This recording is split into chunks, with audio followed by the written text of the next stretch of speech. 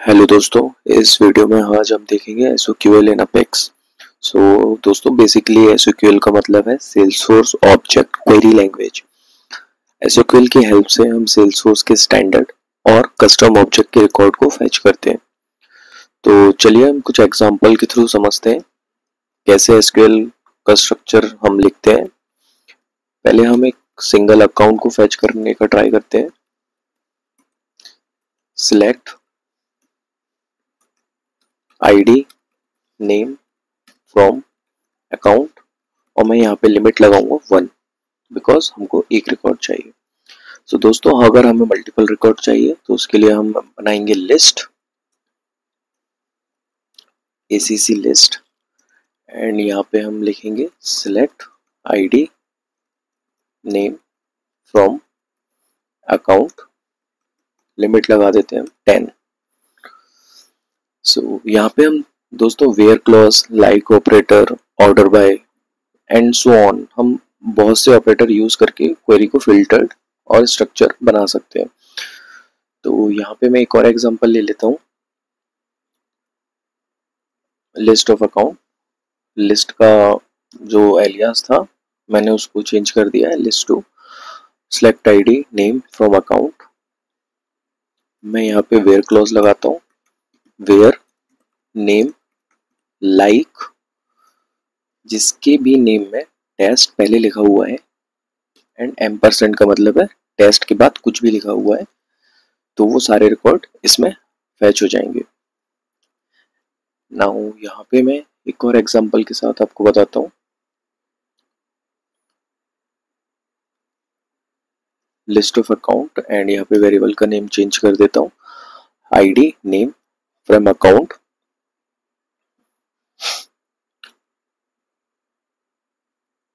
यहाँ पे मैं लिखता हूँ where name in. In operator दोस्तों हम लगाते हैं जब हमको मल्टीपल वैल्यूज उसमें होल्ड कर सकती हैं, ऐसा कुछ हमको फैच करना है। जैसे कि एग्जांपल के लिए यहाँ पे मैं एक ले लेता हूँ पिक लिस्ट इंडस्ट्री। अकाउंट के ऊपर एक इंडस्ट्री पिक लिस्ट होती है एंड यहाँ पे मैं मल्टीपल वैल्यूज दे रहा हूँ कि जितने भी अकाउंट हैं जिसमें ये वैल्यूज होल्ड करे वो यहाँ पे मैं फैच कर लूँ। जैसे कि एक IT, दूसरा फिनांस एंड मैनी मोर। यहाँ पे मैं कॉमा सेपरेटेड वैल्यूज में मल्टीपल वैल्यूज दे सकता हूँ।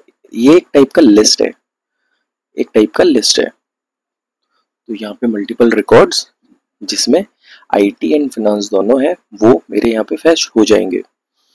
इन ऑपरेटर का यूज ये है। नाउ मैं आपको यहाँ पे पेरेंट एंड चाइल्ड क्वेरी कैसे करते हैं उसका भी एक एग्जांपल बता देता हूँ। दोस्तों मैं एक क्वेरी कॉपी कर लेता हूँ एग्जांपल के लिए। मैं यहाँ पे कॉन्टेक्ट का लिस्ट निकालता हूँ। नाउ इसका वेरिएबल चेंज किया, इसकी क्वेरी भी चेंज करेंगे। Last name from contact, limit लगा देता हूँ दोस्तों 10।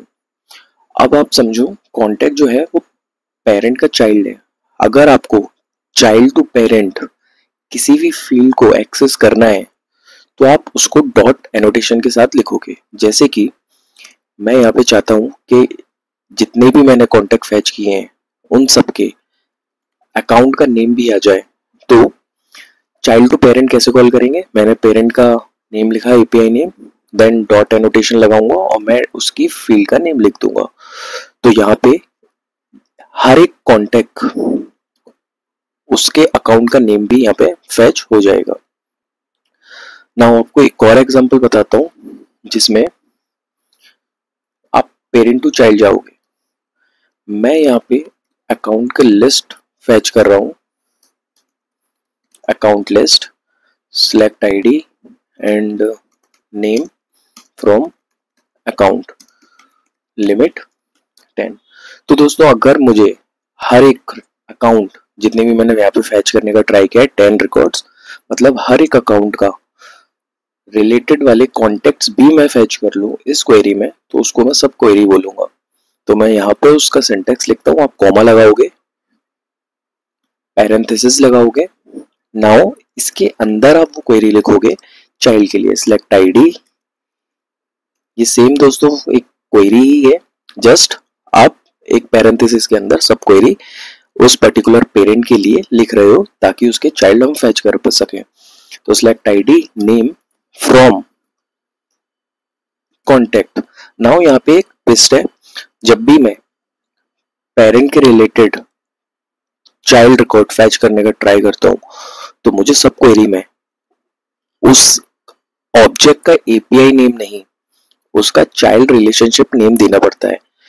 आप देखोगे सेल्सफोर्स में जितने भी स्टैंडर्ड ऑब्जेक्ट है और जिनका लुकअप ऑलरेडी सेल्सफोर्स बना के देता है, तो उनके चाइल्ड एपीआई नेम जो होते हैं उसमें ऑटोमेटिकली एस लगा हुआ होता है। जब भी आप कस्टम लुकअप बनाओगे तो वहां पे आपको ऑप्शन आता है कि आप उसका चाइल्ड रिलेशनशिप नेम चेंज कर सकते हो, बट आई प्रेफर जो सेल्सफोर्स सजेस्ट करता है आप उसको ओके कर दीजिए। तो यहाँ पे कॉन्टेक्ट का चाइल्ड नेम होता है कॉन्टेक्ट्स, इसलिए मैंने यहाँ पे दिया है कॉन्टेक्ट्स। तो दोस्तों ये था पेरेंट टू चाइल्ड हम रिकॉर्ड कैसे फैच करेंगे। यहाँ पे मैं आपको एक डायनेमिक क्वेरी भी लिख के बता देता हूँ दोस्तों, डायनेमिक क्वेरी क्या होती है, उसको कैसे लिखते हैं। तो जो भी डायनेमिक क्वेरी होती है वो एक स्ट्रिंग वाले वेरिएबल में हम स्टोर करते हैं।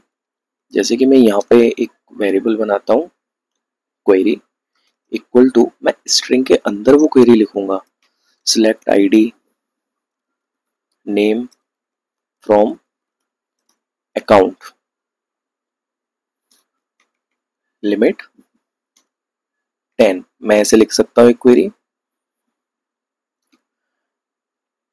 नाउ अगर आपको, जैसे मैंने लाइक ऑपरेटर यहाँ पे एक सिंगल कोट के अंदर टेस्ट 10% लिखा हुआ है, अगर आपको डायनेमिक क्वेरी में उसको यूज करना है तो मैं उसका एक एग्जांपल आपको दे देता हूँ। ये सिंपल था दोस्तों, select ID name from account limit 10। ये एक सिंगल कोट में लिखी हुई क्वेरी है। जस्ट सपोज करो मुझे ये भी जो कि खुद सिंगल कोट में लिखा हुआ है उसको भी अगर इस क्वेरी में ऐड करना है तो मैं कैसे करूँगा। तो यहाँ पे मैं कुछ देता हूँ ऐसे वेयर नेम एंड मैं वो पेस्ट कर दूंगा। बट यहाँ पे थोड़ा सा ट्विस्ट है, अगर मुझे वो क्वेरी जिसके अंदर मुझे फिर से एक सिंगल कोट यूज करना है लाइक ऑपरेटर में, तो मैं वहां पे स्लैश की हेल्प से उसको यूज करूंगा। मैं पहले स्लैश लगाऊंगा, यहाँ पे आप देखोगे स्लैश लगाते ये पूरा स्ट्रिंग में आ गया। स्लैश के बाद आपका वो पैरामीटर का सिंगल कोट आता है, देन दूसरा जो सिंगल कोट है उस पर्टिकुलर पैरामीटर के लिए, उसके लिए आप फिर से एक स्लैश का यूज करोगे and that's how you will write the dynamic query in a single quote. आप इसको सेव करोगे,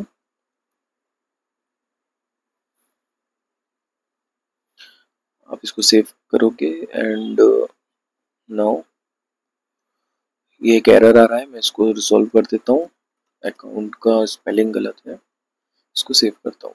नाउ यहाँ पे दोस्तों जो भी मैंने स्ट्रिंग में क्वेरी ली हुई है उसको मैं फैच कैसे करूँगा।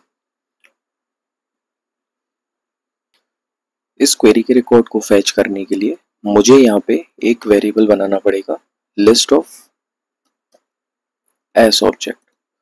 मैंने यहाँ पे एस ऑब्जेक्ट क्यों लिया है दोस्तों, जैसे कि मैंने आपको अपनी लास्ट वीडियोस में बताया हुआ है, एस ऑब्जेक्ट का मतलब होता है सेल्सफोर्स के ही ऑब्जेक्ट, जो कि account and contact and opportunity कुछ भी हो सकता है।